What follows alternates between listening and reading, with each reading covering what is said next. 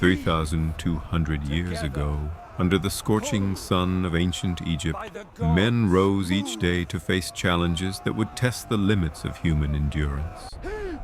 In a vast desert where the dunes stretched endlessly toward the horizon, their lives revolved around a single purpose: moving giants carved from stone, inch by inch, across the sand. Pull harder on the main line. This is the untold story of how ordinary Egyptians achieved the impossible, with nothing but rope, wood, water, and unwavering determination.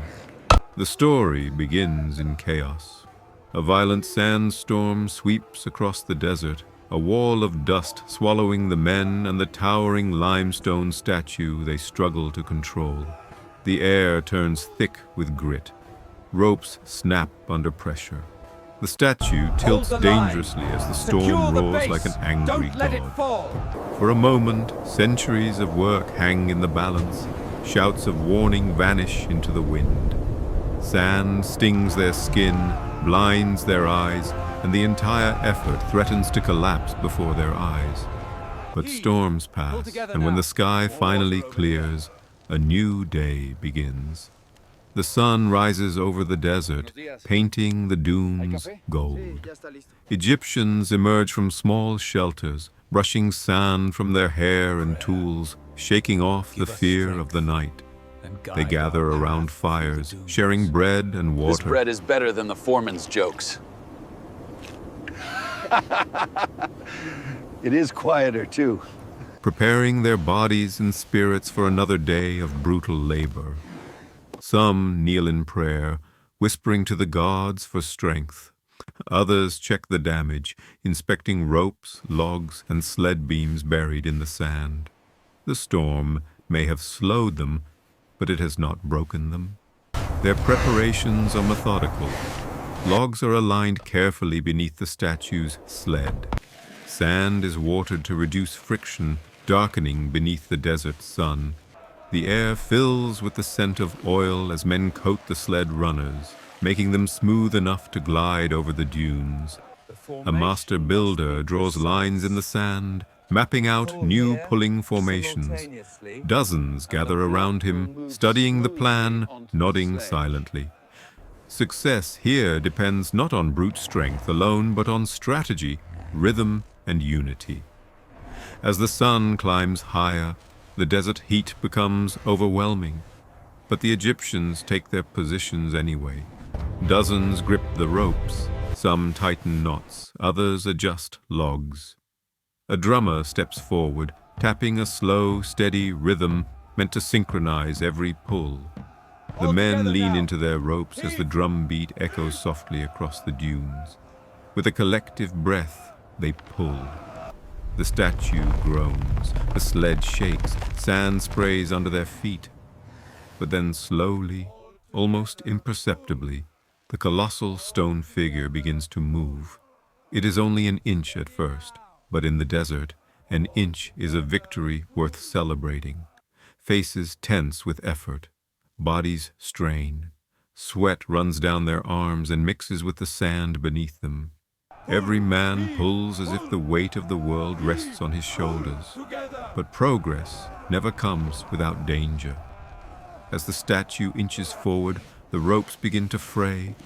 A log cracks loudly beneath the sled. The formation shifts. Shouts ring out. Men stumble as the statue tilts again, threatening to fall.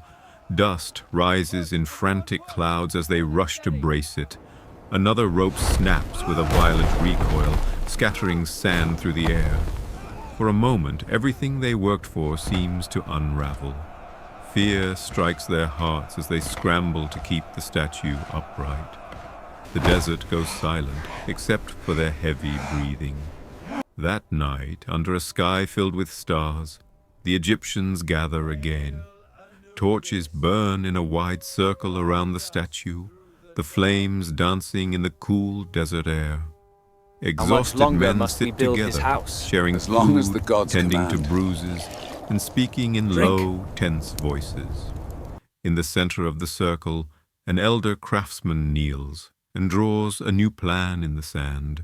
He explains a better method, using stronger knots, reinforced beams, and a tighter pulling formation. The men listen intently, their faces glowing in the torchlight. They begin repairing ropes, replacing logs, and readying the path once more.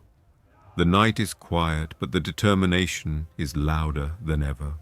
When dawn breaks again, the desert glows in soft gold. This time, the atmosphere is different, focused, heavy with purpose. Hundreds gather around the ropes, gripping them with renewed strength. The drummer steps forward and begins a deep, steady rhythm that echoes between the dunes. The men lean forward, muscles tense, and with one unified motion, they pull. Sand erupts under their feet. The statue shifts. The logs roll smoothly beneath the sled. The chants of the men grow louder, stronger, filled with the fire of unity. The statue begins sliding across the sands, moving faster than ever before. The desert becomes a theater of triumph as the enormous stone figure glides through the golden light, inch by inch, guided by human will alone. It is a miracle unfolding, carved not from stone, but from endurance. By midday, the statue approaches its final platform. Men shout with joy as they give one last powerful pull. When the statue finally settles into place, the desert falls silent.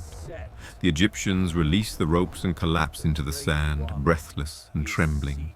Some laugh, some cry, some simply sit and stare upward in quiet awe. For the first time, they see the statue not as a burden, but as a monument to their effort, their suffering, their unity. As the sun sets, the desert is calm again. The statue stands tall against the glowing horizon, its shadow stretching far across the dunes. Men place small offerings of bread, dates and water at its base, thanking the gods for allowing them to complete the impossible. The wind sweeps softly over the sands, carrying with it the echoes of chants, footsteps, and the strength of every man who touched those ropes. These monuments were never just stone. They were the result of sweat, pain, unity, and brilliance. They were built by hands that shook under the desert sun, by voices that chanted in rhythm, by hearts that refused to surrender. This is their story, a story carved not in stone, but in endurance, forever standing in the sands of ancient Egypt.